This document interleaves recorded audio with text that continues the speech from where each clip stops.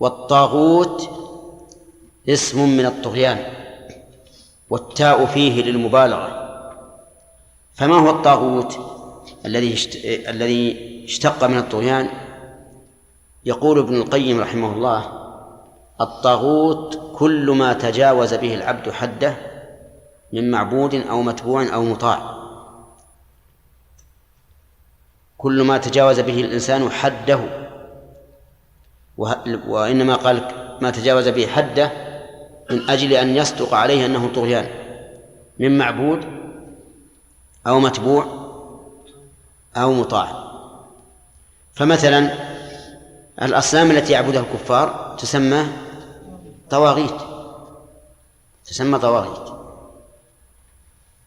المتبوعين من العلماء طواغيت،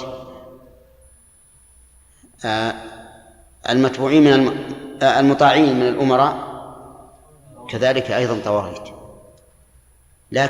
لكنه ليس على ظاهره، كلام ابن القيم ليس على ظاهره، مراده بالمعبود الذي لا إرادة له كالأصنام من الجمادات، أو المعبود الذي رضي بعبادته.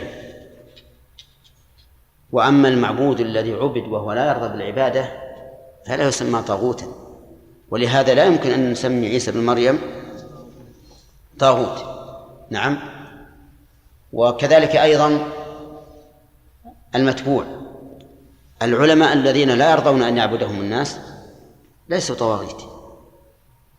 المطاع أيضا الأمراء الذين لا يرضون أن يعبدهم الناس لا يسمون طواغيت.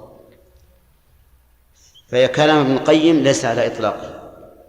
طيب، ويمكن أن نقول إن قول ابن القيم ما تجاوز به العبد حده من معبود أو متبوع أو مطاع أنه عائد على العمل، يعني أن الطاغوت عمل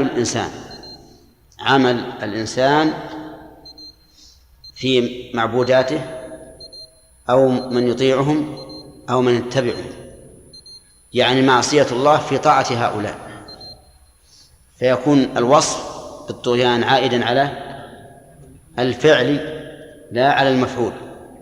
وحينئذ نسلم من الإشكال الذي قلنا إنه لا بد أن يقيد المعبود والمتبوع والمطاع بأنه راضي. على كل حال إن الطاغوت مأخوذ من الطغيان، وهو مجاوزة الحد، والصيغة فيه صيغة مبالغة،